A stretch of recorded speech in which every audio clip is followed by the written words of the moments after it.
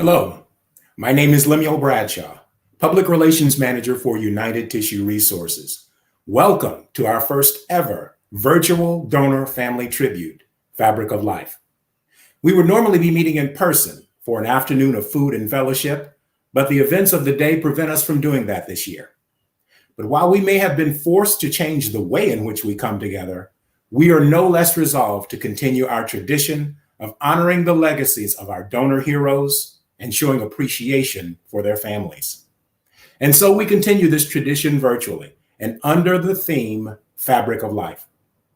Like quilts, like patches in a quilt, donation unites donors, donor families, medical and donation professionals in a joint effort to save and enhance lives. We could not do what we do without you, without your support, your compassion, inspiration, and generosity. You and your loved ones are the thread that holds the donation effort together, organ, eye, and tissue donation. On some of the worst days of your lives, you have somehow found the strength to honor the wishes of your loved ones or to make these decisions for yourselves, decisions that change the lives of literally millions of people each year. In 2020 alone, during a global pandemic and despite the incredible pressure that it put on medical professionals, over 58,000 people became tissue donors. This contributed to the effort to perform over 1.5 million tissue transplants. This is in addition to the 39,000 organ transplants and over 66,000 corneal transplants. These surprising numbers reflect the incredible generosity of donors and donor families. Their lasting legacies are the individuals and families that continue to touch the lives of others because of renewed mobility and function, or because their lives have been saved by donation. United Tissue Resources is proud to be part of that process. Since 1985, we have partnered with donation agencies across the state to honor the donation decisions of our fellow Texans. Our continuing mission is to help in providing safe and quality tissue to hospital partners to change the lives of recipients. Last year, despite the pandemic, we were honored to help donor heroes make over 10,000 grafts available to hospitals and surgery centers in our area. These donated gifts restored mobility, relieved pain, and saved lives. But none of it could have been done without you and your donor heroes. You are the thread that connects this quilt of donation. You and your donor heroes are the very essence of the fabric of life. We've put together a little tribute video to honor your donor heroes, after which your screens will go dark momentarily as we observe a moment of silence in their honor.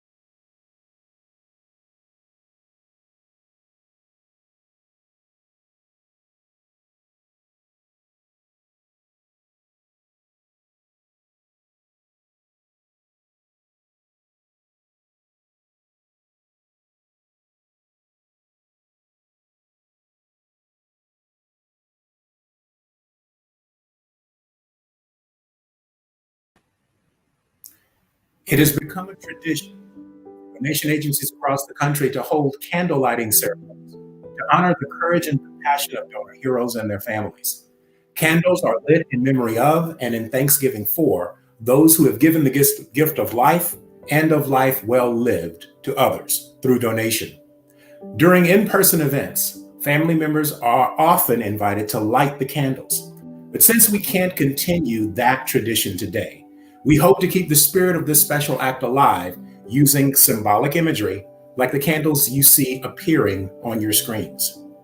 As a substitute for family representatives lighting the candles in memory of their loved ones, I thought we might share the thoughts expressed in letters written by grateful recipients to show their appreciation. I've chosen 5 special letters, but it was hard to choose. I had a lot of wonderful letters to choose from. I chose these because of their differences and because of the special way in which they expressed their thanks. First, from a recipient father. Dear donor family, as a father of an almost 2-year-old, it is very important for me to be able to chase after my daughter, play with her at the park, and sometime in the future, play sports. Thanks to your loved one's kindness, I was able to do all of these things, and for this, I am forever grateful. They not only made me happy, but my daughter happy as well. This from a recipient daughter and her mother. And the recipient daughter's letter is written in the hand of a small child. Dear donor family, I wanted to tell you that the tissue donation that your family member made is helping my dad so much. I'm very sorry for your loss. It saved my dad from knee replacement. I'm glad you donated so my dad can still play with me. Her mother wrote, Dear donor family, I wanted to thank you from the bottom of my heart for choosing to donate tissue from your loved one. My husband is an active man who loves to play with his kids. He is a police officer and an incredible father and husband. Your life-giving donation has done just that. He will have his active lifestyle back and will be free from pain. We will always be thankful for your gift. This from a recipient's mother. Dear donor family, this letter is a long time coming. I was reminded to write this by a simple TV show in which a soldier regains her sight via a donated cornea. Her gratitude in her letter to the family of the lost loved one reminded me of my gratitude to you and to yours, and I thought it about time to let you know how I feel. My son was born with a serious birth defect called tetralogy of Fallot. 100 years ago, most children didn't live to see their elementary years. But through the advancement of medicine and the amazing gift of tissue donation, my 8-year-old son lives. He received a pulmonary valve and conduit to replace the one he had outgrown. He is now able to keep up with his peers while playing basketball, baseball, soccer, and any other sport we will allow him to. His heart beats strong and healthy. He is happy, inquisitive, and making great strides at school. His teachers adore his kind, sweet nature and tell me about the special place in their hearts he now holds. With his new valve and conduit, none of these things would be possible without. Thank you from the bottom of our hearts for the second chance at life that we have been given through your sacrifice. Words cannot express the loss and sadness you must have experienced, and my heart grieved for you. But please know that your loved one's donation has given life to my son, and we are eternally grateful. And finally, from a recipient's daughter, adult daughter. I wanted to take a minute to say thank you for the opportunity for my mom to be a recipient of this wonderful gift made possible by your beloved. My mom is a 75-year-old woman who suffers from osteo and rheumatoid arthritis. Her bones have deteriorated to the point where it was impossible for her ankle to hold the numerous screws and plates that 3 surgeries placed. You must think at 75 that this precious gift might be a bit wasted, but please let me reassure you that it is not. My mom is the primary caregiver for my dad, who suffers from dementia and early onset of Alzheimer's. My dad has lost his ability to drive, and without this wonderful gift, my mom would be in the same boat. They live about 45 minutes away from our small city, and being able to drive ensures that they are able to keep their independence and stay in their own home a little longer. I and my siblings are most grateful. Our mom is a strong, independent woman, and losing her ability to walk would be devastating, not only for her, but for my dad as well. I cannot begin to imagine what you have gone through or the pain and grief of losing someone. I'm very sorry for your loss. Please know that the gift my mom received is most treasured, and we are at a loss as to how to adequately express our thanks. With sincere appreciation. On behalf of the recipients who could not share their gratitude with you in person, thank you for choosing donation. But you don't have to just hear me say it. We are privileged to be able to let you hear directly from a tissue recipient whose life was forever changed by donation. But before we hear from her, let me catch you up a little on her story with the help from my incredible production team and some pictures that she sent to us. After that presentation, I'll let you hear from our guest speakers. Please, to my team, cue those pictures for me.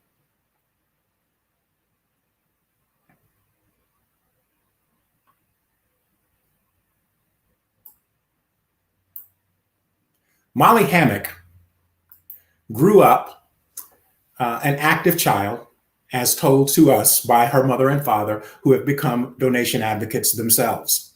At 15 years old, she lost her best friend in an automobile accident. The loss of her friend and her parents' decision to donate organ, eye, and tissue, allowing their daughter to become a donor, profoundly affected Molly. And she herself registered to donate. At 15, she had to get her family's permission, but her father tells us that she wouldn't let her mother and I alone until we ourselves had registered to donate. Molly went on to graduate high school, finish college, finish culinary school, and begin a career as an Austin chef, making a name for herself, establishing herself, getting to be well known in that industry. But at 24 years old, Molly was killed in an automobile accident. At the time that she died, she was a registered donor, and her family, remembering her wish and what had happened with Molly and her best friend, allowed donation to happen. Please move forward. Molly's decision to become a donor affected 31 people, as had the decision of her best friend. One of those recipients was Rachel Merrick at the time. Rachel Merrick grew up in Wisconsin with dreams of cheerleading, and from the time she was 8 years old, she competed and performed in tumbling competitions all through her native Wisconsin. But all those years of wear and tear eventually took a toll on her joints. And Rachel herself reported that by the time she started school, she would go to college every day and come home in excruciating pain because of the injury that she had suffered from all those years of tumbling. When she finally scheduled the surgery that was to change her life, by the time she said, I would come home every day in such pain that I just didn't know how it would go on from day to day. Next slide, please. The surgery that changed Rachel's life allowed her to go on. And since the time that we last saw her in 2019, she's become a mother. Rachel Merrick is now Rachel Cassidy, the mother of 2 active boys. In her own words, Rachel sent to us, though she couldn't be with us today, her feelings about donation and what it has done for us. Please roll Rachel's video for us. Hi, everybody. My name is Rachel Cassidy, and I am a tissue recipient. So I got initially injured playing at recess in middle school. I was running around. I think I was playing basketball. Fell down on my knee, and it hurt, and it was sore, and it was swollen. So my mom took me to the doctor. They did an x-ray, gave me some injections, and sent me on my way. And for a while, it didn't cause any issues. I was a cheerleader for 10 years. I started in elementary school, did middle school, did high school. Towards the end of my senior season, it became really painful again. It wasn't just like, oh, it aches, oh, this is sore. It would get sore at practice, and it would be sore for the 2 or 3 days before the next practice we had. So I finished out my senior season, and that's when we made the decision to go to a doctor and see what was up, because obviously this wasn't normal. And they decided that surgery to repair a stretched out ligament was the best option. So I received my gift from Molly. It was to replace the ligament that I had stretched out or overused. And after I healed up and everything, I was able to go and cheer at the collegiate level. I did that for 1 season. And after that, I retired from cheer, and I coached for another 2.5 years. I coached my high school team, and then I was able to coach at a summer camp as well. And now I am officially retired, have been for a couple of years, but now I get to chase around my 2 little boys and my dogs, and I get to do all that pain-free, and it never really bothers me anymore. But my favorite thing to tell donor families when it comes to what the impact it has on us as recipients is that the gift of donation does not end with the recipient. The gift of donation continues on to everybody that the recipient gets to touch and gets to influence, thanks to whatever they received, whether it be a donor, or whether it be an organ, or whether it be a tissue. Your loved one gets to touch and gets to inspire everybody that the recipient gets to. And that's what I think is like the coolest thing about donation, is that it just never ends. You can keep touching lives, and you can keep inspiring and having an effect on somebody. So, thank you.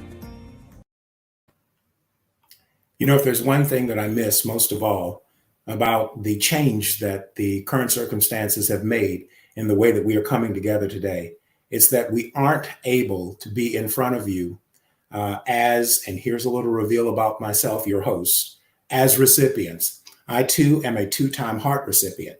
And just like Rachel in our last event of this type back in 2019, when the world was very different, we sometimes as recipients are looked at as being oddities. The word hero is used, and we feel uncomfortable whenever that is the case, because we feel that what we did was survive, and anyone would do that if they could.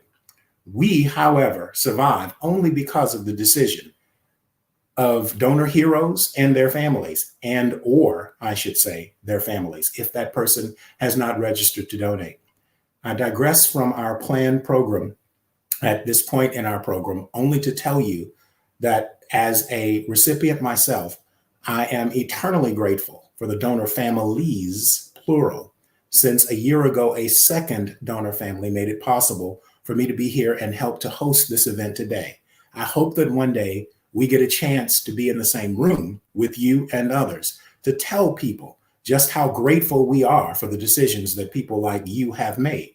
But until that time, know that we are forever grateful. It is not just recipients, however, that are grateful. It is the organization like ours, like United Tissue Resources and others, that are grateful to have your partnership. Of course, you and your loved ones help donation progress through the decisions that you've made. But now we want to give back to you. Our whole team at UTR appreciates the importance of building and maintaining our relationship with you, our community of donor families. We also appreciate the importance of respectfully providing the kind of support that you need, and we ask your help for that.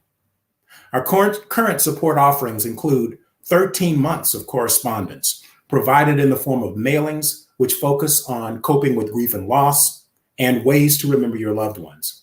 And we hope that these resources have proven helpful to you, but we're constantly looking to improve, and that's what we need your help with.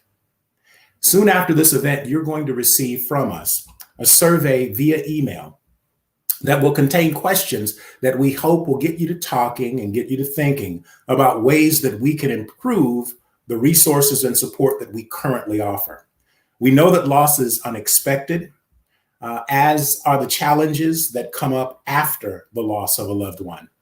We want to know if there were any unexpected issues and challenges that you might have shared commonly. You didn't know that other people experienced what you experienced, and you didn't know what to expect after the loss of your loved one. Can you share those with us so that maybe we can provide the kind of support needed to get you through some of those, or someone else through some of those unexpected things?